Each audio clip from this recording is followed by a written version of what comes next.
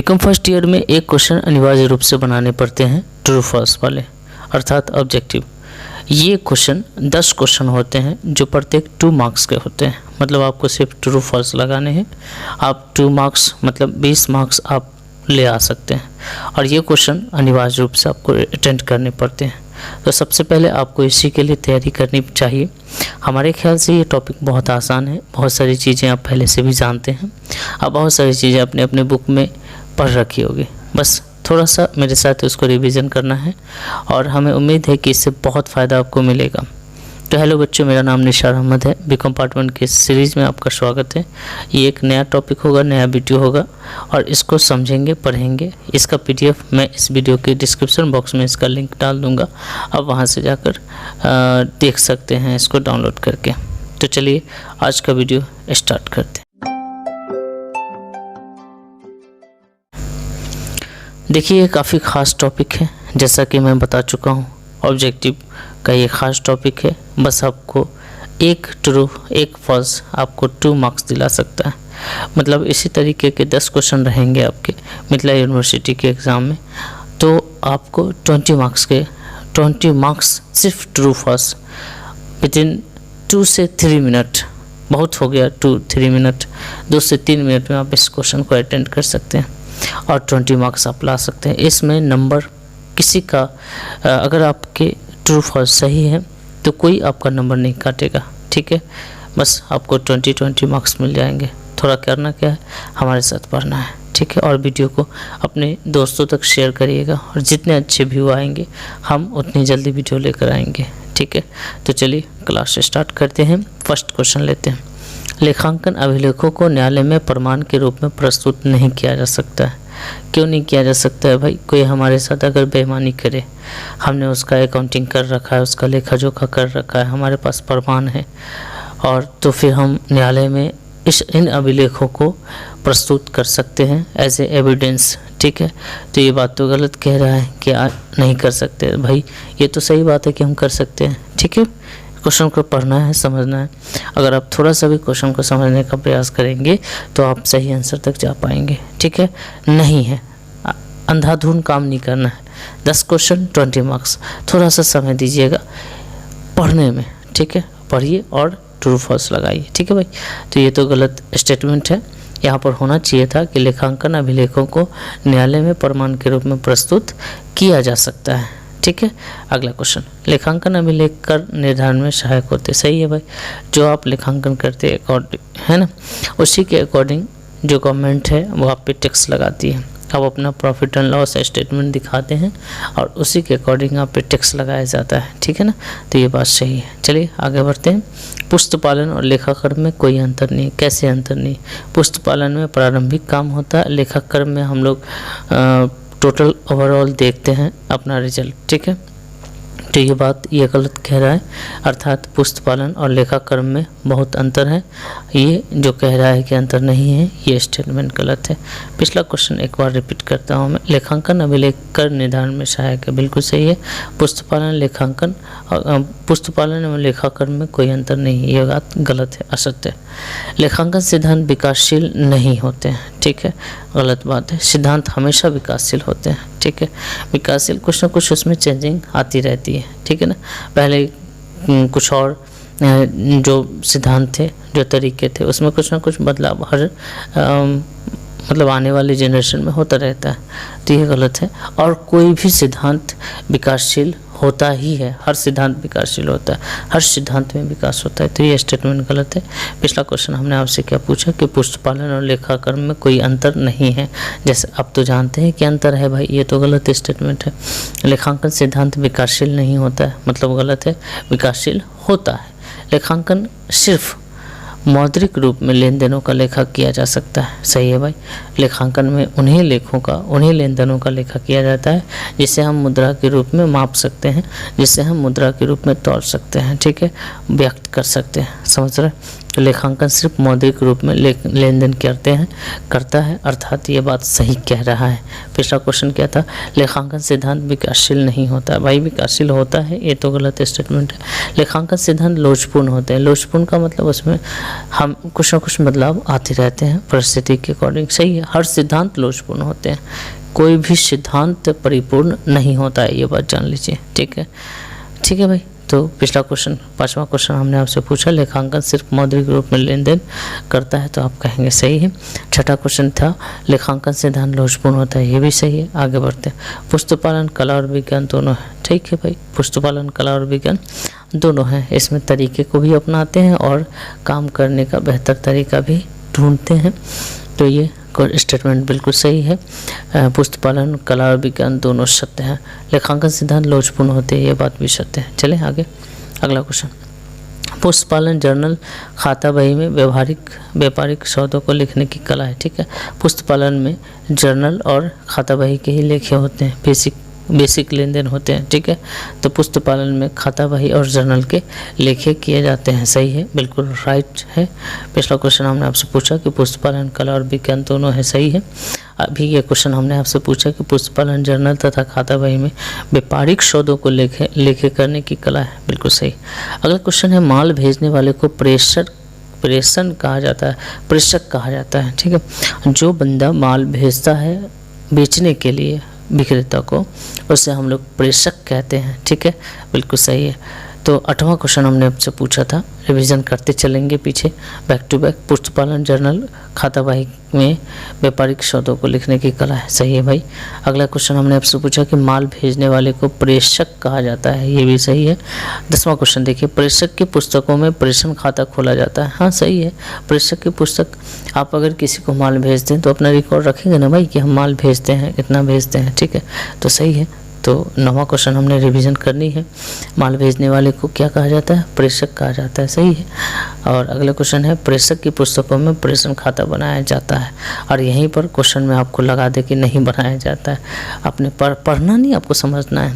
Question को समझने में वक्त देना है, थोड़ा सा वक्त देना है। ठीक है, 10 क्वेश्चन होते हैं, बहुत 10 क्वेश्चन में 20 नंबर कहाँ मिलते हैं भाई, ट्रू फॉल्स लगाकर। ठीक है, इतना आसान सिलेबस है आपका मिथिला यूनिवर्सिटी का। ठीक है ना। अगला क्वेश्चन है 11 नंबर, प्रेषणी तक देनदार नहीं बनता है जब तक कि माल की बिक्री नहीं हो जाता है। सही है, प्रेषणी तब तक देनदार नहीं बनता है, मतलब तब तक देनदार आप नहीं कहलाएंगे जब तक माल बेचा ना जाए। बात सही, आपको माल जब तक बेचा नहीं जाएगा तब तक आप देनदार नहीं हैं। सही बात है, बिल्कुल सत्य है। तो 10वां क्वेश्चन रिवीजन करते हैं, प्रेषक की पुस्तकों में प्रेषण खाता बनाया जाता है। सही है। अगला क्वेश्चन है भाई, चलो अगला क्वेश्चन है, अविकृत स्टॉक का मूल्यांकन लागत मूल्य या बाजार मूल्य दोनों में से जो कम हो पर किया जाता है। हाँ सही, जो अविकृत स्टॉक है लागत मूल्य हो या बाजार मूल्य हो, जो कम है उस पर किया जाता है। ठीक है। 13 नंबर क्वेश्चन, भारत में लेखांकन मानक बोर्ड की स्थापना 1987 में हुई। कई बार क्वेश्चन पूछा है और हमारे ख्याल से 2015 में भी ये क्वेश्चन पूछा था एक बार, और पूछा ही जाता है। तो आपसे पूछेगा लेखांकन मानक बोर्ड की स्थापना कब हुई, मतलब ये डेट चेंज कर देगा। आपको राइट आंसर याद रखना है 1977 याद रखिए। इसके अलावा कुछ भी पूछ दे तो आप असत्य लगाइएगा, 1977 का है तो सत्य लगाइएगा। चलिए 14 नंबर क्वेश्चन देखिए, भारत में लेखांकन मानक बोर्ड की स्थापना 1975 में हुई। अब बताओ अभी तुरंत टेस्ट ले रहा हूँ मैं आपका, क्या ये सही है? नहीं, गलत है। 87 भी गलत है, 75 भी गलत है, क्योंकि इसका सही आंसर 1977 है। क्लियर। अगला क्वेश्चन है, तो ये पिछला क्वेश्चन रिवीजन कर ले, 13 नंबर भाई, 13-12 भी रिवीजन कर लेते हैं। अविकृत स्टॉक का मूल्यांकन लागत मूल्य या बाजार मूल्य दोनों में से जो कम हो उस पर करेंगे। भारत में लेखांकन मानक बोर्ड की स्थापना 1987 में न होकर 1977 में हुई। 14 नंबर क्वेश्चन यही आपसे हमने पूछा कि 1975 में हुई क्या? नहीं, हमने अभी जस्ट पढ़ा कि इसकी स्थापना 1987 में हुई। अगला क्वेश्चन 15, भारत में चार्टर्ड अकाउंटेंट एक्ट 1951 में पारित हुआ। बिल्कुल गलत है, क्योंकि इसका सही आंसर 1949 है। समझ गए? चलिए तो पिछला क्वेश्चन देखते हैं। 14 नंबर क्वेश्चन, भारत में लेखांकन मानक बोर्ड की स्थापना 1975 में हुई, गलत है क्योंकि इसका आंसर 77 होगा। और ये क्वेश्चन कहता है चार्टर्ड अकाउंटेंट एक्ट की स्थापना 1951 में हुई, गलत है 1949 में हुई। ठीक है भाई, समझ रहे हैं मेरी बात को। चलिए अगले क्वेश्चन की तरफ बढ़ते हैं। 16 नंबर, भारत में लेखांकन मानक council of the institute of the chartered accountant India द्वारा निर्मित की जाती है। सही है, बिल्कुल सही है, बिल्कुल सही है, इसको याद रखेंगे। लेखांकन मानक 6 के अनुसार ह्रास लेखांकन के लिए अपनाई गई पद्धति में एक रूपता होनी चाहिए। ठीक है, ह्रास के लिए जो भी पद्धति हम अपनाते हैं उसमें एक रूपता होनी चाहिए। ऐसा नहीं कि अलग अलग बिजनेसमैन अलग अलग तरीके से ह्रास काटना शुरू कर दे, एक ही बिजनेस में अलग अलग तरीके से ह्रास काटिए, नहीं, ह्रास के मामले में एक रूपता होनी चाहिए, क्योंकि आप अलग अलग विधि से ह्रास काटेंगे तो उसका एग्जैक्ट वैल्यू अलग अलग निकल कर आएगा। तो किसी भी संपत्ति का एग्जैक्ट वैल्यू अलग अलग निकल कर आएगा, ये अच्छी बात नहीं है। तो क्वेश्चन नंबर 17 का आंसर होगा सत्य है। ठीक है भाई, रोकर प्रवाह विवरण डैश से संबंधित है, AS3 से, AS3 से संबंधित है, याद रखेंगे। अकाउंटिंग स्टैंडर्ड 3 से संबंधित है। रोकर बही के बारे में आपको जो अकाउंटिंग स्टैंडर्ड है 3 उसमें लिखा हुआ है ये बात, तो याद रखेंगे इस बात को। और ह्रास वाला मामला किस में लिखा है? लेखांकन मानक 6 में। AS4 रोकर प्रवाह विवरण से संबंधित, अभी तुरंत हमने आपको बताया है कि AS3 से संबंधित है रोकर प्रवाह विवरण, जो सत्य है। अगर ये स्टेटमेंट कहता है कि रोकर प्रवाह विवरण AS3 से संबंधित है तो हम सत्य मान लेते, लेकिन ये स्टेटमेंट ऐसा नहीं कह रहा है। ये स्टेटमेंट कह रहा है रोकर प्रवाह विवरण संबंधित है AS4 से, ये तो गलत है भाई, बिल्कुल गलत है, असत्य है। अगले क्वेश्चन देखिए, लेखांकन अभिलेख कर निर्धारण में सहायक होते हैं। सत्य है, लेखांकन अभिलेख से टैक्स निर्धारण करने में हमको सहायता मिलती है। लेखाकर्म की सहायता से संस्था की वित्तीय स्थिति की जानकारी होती है, बिल्कुल सही है। वित्तीय स्थिति की जानकारी कब होगी? जब आप अकाउंटिंग करेंगे। लेखाकर्म से सरकार को लाभ नहीं होता है, गलत बात है, सरकार को भी फायदा है। उससे पता चलता है कि हमारे देश में कोई कंपनी है तो कितना कमा रही है, किस हिसाब से उस पर टैक्स लगानी, ये सारी बातें, इन्फॉर्मेशन, बहुत सारी चीज़ों का इन्फॉर्मेशन सरकार को लेखाकर्म से ही पता चल जाता है। समझ रहे हैं मेरी बात को? तो भाई ये स्टेटमेंट बिल्कुल गलत था। 23 नंबर क्वेश्चन देखते हैं, लेखाकर्म से कर्मचारी को सहायता मिलती है। सही है, कर्मचारी को भी पता रहता है कि हमारी मेहनत का फल कितना आ रहा है, ये तभी पता चलेगा जब अकाउंटिंग बोर्ड देखेगा। बहुत ईजी क्वेश्चन सब है।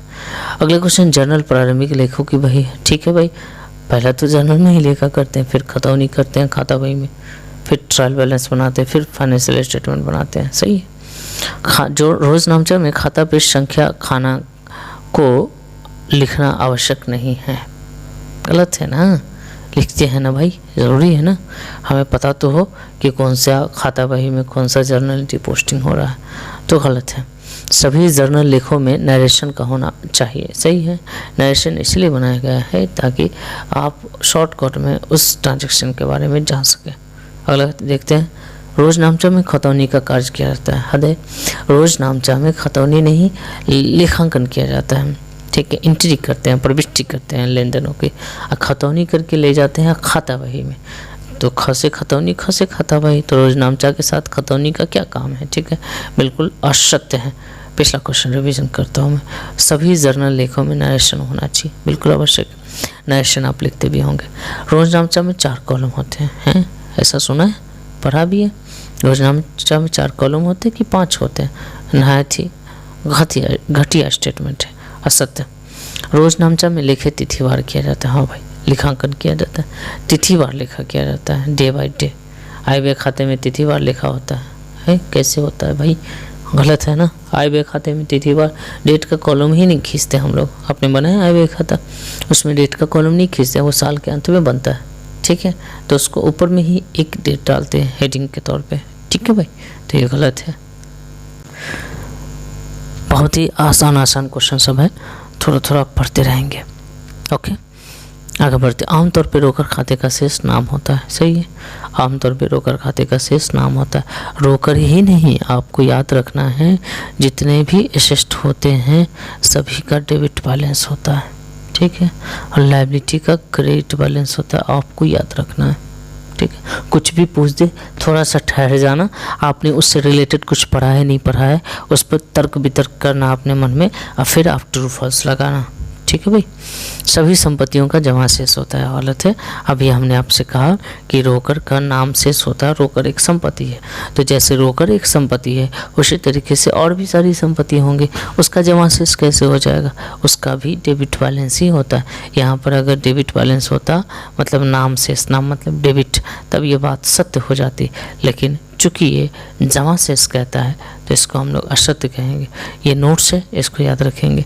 डेबिट किस किस के होते हैं, asset, expenses, losses, debit balance होते हैं।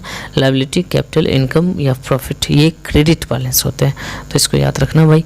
तो पिछला क्वेश्चन मैं रिवीजन कर देता हूँ कुछ। आय व्यय खाते में तिथिवार लिखे किया जाते हैं, गलत बात है, तिथि की कोई ज़रूरत नहीं पड़ती। आमतौर पर रोकर खाते का शेष नाम होता है, सत्य है, बिल्कुल राइट आंसर है, बिल्कुल सही है। सभी संपत्तियां जमा शेष होती हैं, ये तो गलत है, सभी संपत्तियां डेबिट बैलेंस होती है, और हमने इसको लिख दिया है।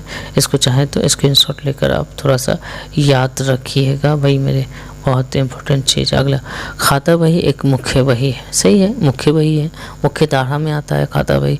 खाता बही हो गया, जर्नल हो गया, मुख्य बही है, ठीक है। सबसे ट्रांजैक्शन इसी में होते हैं, समरी बाद में निकाली जाती है इसी को देखकर। खाता बही में रोजनामचा पृष्ठ देना आवश्यक नहीं है, गलत बात है यार, असत्य है ये, ठीक है। खाता का दायां भाग जमा शेष होता है, कभी दायां भाग कैसा होता है, दायां भाग, ठीक है, हाँ सही है, दायां भाग जमा शेष होता है, सही है भाई, दायां भाग तो जमा शेष होता है, हमने गलत आंसर लिखा है, सही है, सत्य है, ठीक है। दायां भाग देखो, जब आप बैठ जाओगे तो कॉलम खींचोगे, डेबिट बैलेंस हो गया, ये क्रेडिट हो गया, ठीक है ना। तो ये दायां आपके राइट में आएगा, ये बायां आपके लेफ्ट में आएगा, ठीक है। तो यहाँ आंसर हमने गलत लिखा है, इसको आप सुधार लेंगे। खाता का दायां भाग जमा शेष होता है, ये गलत है, सॉरी सही है, और यहाँ हमने आंसर गलत लिखा है, मतलब सत्य है, ठीक है भाई। प्रत्येक वर्ष के लिए अलग खाते रखे जाते हैं, हाँ बिल्कुल, प्रत्येक वर्ष के लिए अलग खाते रखे जाते हैं, आप मिक्सिंग नहीं करेंगे, नहीं तो खातों का कोई मूल्य नहीं रह जाएगा, ठीक है। अगला क्वेश्चन है, अंतिम खाता बनाने के लिए तलपट का होना आवश्यक है।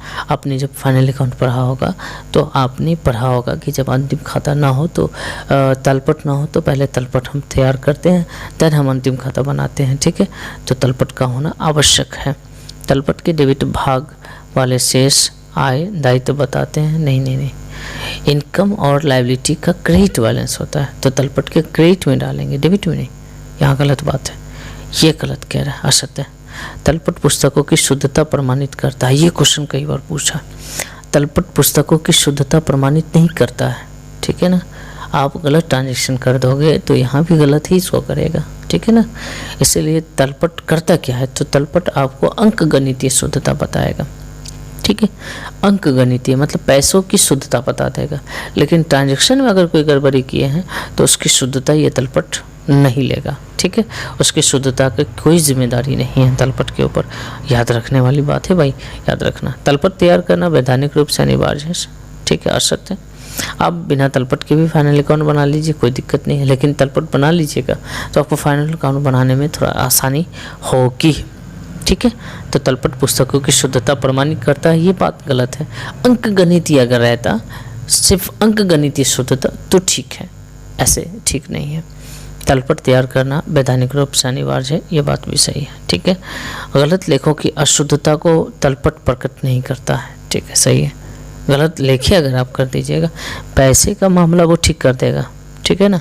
आपको अगर पैसे का कोई मैटर है तो वो ठीक करके दिखा देगा, वो बता देगा यहाँ गलत है। लेकिन ट्रांजैक्शन अगर आपने लेखा गलत किया, जैसे मोहन को 500 देना था, आपने रोहन को 500 दे दिए, 500 तो तलपट शो ही कर देगा, तलपट के हिसाब से कोई गड़बड़ी नहीं, लेकिन आपने ट्रांजैक्शन गड़बड़ कर दिया, ठीक है ना। आगे बढ़िए। जब तलपट का दोनों पक्ष नहीं मिलता है, ये बहुत अच्छी बात है। जब तलपट का दोनों पक्ष नहीं मिलता है तो अंतर की राशि को उचंत खाते में ट्रांसफ़र करते हैं। आपको याद है, सस्पेंस अकाउंट बनाते हैं और उस सस्पेंस अकाउंट में तलपट के इस बैलेंस को हम लोग अंतर को दिखा देते हैं, ठीक है भाई। तलपट और चिट्ठा का योग हमेशा समान होता है, ये किसने कह दिया, तलपट और चिट्ठा का योग समान होता है, गलत बात है। तलपट एक खाता है, नहीं भाई, तलपट बनाए हैं कभी, तलपट खाते की तरह नहीं बनाया जाता है, तलपट सिर्फ सारांश बैलेंस को मैचिंग करने के लिए बनाया जाता है, ठीक है। तो तलपट एक तरह का स्टेटमेंट आप कह सकते हैं, ये खाता नहीं। आगे बढ़े। तलपट बनाने का उद्देश्य लाभ हानि का पता करना है, तो फिर लाभ हानि बनाते क्यों है भाई? तलपट से अगर हमको लाभ हानि पता चल जाए तो लाभ हानि खाता क्यों बनाते हैं? ये तो गलत स्टेटमेंट है, ठीक है। तलपट तैयार करना अनिवार्य नहीं, आपकी इच्छा पर डिपेंड करता है, करो ना करो कोई दिक्कत नहीं। तलपट अंक गणितीय शुद्धता की जानकारी देता है, ये बात सही है।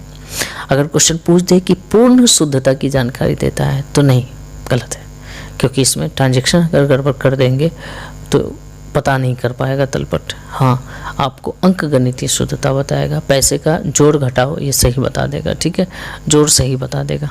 तलपट खाता बही का सारांश है, सही है। खाता बही में जितने भी सारांश होते हैं सबको तलपट में लिखे जाते हैं। साझेदारी का विघटन साझेदारी फॉर्म के विघटन के रूप में जाना जाता है, गलत है भाई। साझेदारी का विघटन होने का मतलब ये नहीं कि बिजनेस बंद हो जाएगा, बिजनेस बंद होने का मतलब ये है कि साझेदारी बंद हो सकता है। तो साझेदारी का विघटन फॉर्म के विघटन के रूप में जाना जाता है, ये गलत बात है। जरूरी नहीं कि साझेदारी का अगर विघटन हो रहा है तो फॉर्म का भी विघटन हो ही जाए, ठीक है, ये गलत है, ये सरासर गलत है। और साझेदारी फॉर्म में सभी साझेदारों को बराबर पूंजी लानी पड़ती है। कौन सी फॉर्म ऐसी होती है जिसमें बराबर पूंजी लोग लगा ही देते हैं? किसके पास एक्यूरेट पैसा होता है, ठीक है, गलत बात है। तो मैं 50 तक ही छोड़ूंगा, ठीक है ना, आपको 50 तक कंप्लीट करना है भाई। और मैंने आगे जो है मैं बता देता हूँ, आगे हमने क्वेश्चन बैंक भी सेलेक्ट किया है जो हाल ही में वर्षों में पूछे गए हैं, उन क्वेश्चनों को भी मैंने कलेक्शन किया है। आप कंटिन्यू बने रहिएगा, ठीक है, आपके लिए शानदार टॉपिक लेकर आया हूँ। बस आप थोड़ा सा इसको शेयर वेयर करते रहिए ताकि मेरा भी मोटिवेशन होता रहे और मुझे भी मन करे कि मैं वीडियो बनाऊँ, है ना। आपके लिए मैं कुछ कर रहा हूँ तो आप भी कुछ करो, ठीक है ना। इतनी रात को उठकर वीडियो बना रहा हूँ मैं, राइट। अपना बहुत सारा काम रहता है, मेरा ड्यूटी भी रहती है उसी में, तो सारे करने के बाद भी हम अपने आपके लिए वक्त निकालते हैं। आप शेयर नहीं कर सकते हो मेरे लिए, कर सकते हो ना। तो चलिए मिलते हैं नेक्स्ट वीडियो में, नेक्स्ट पार्ट में। Bye bye, take care.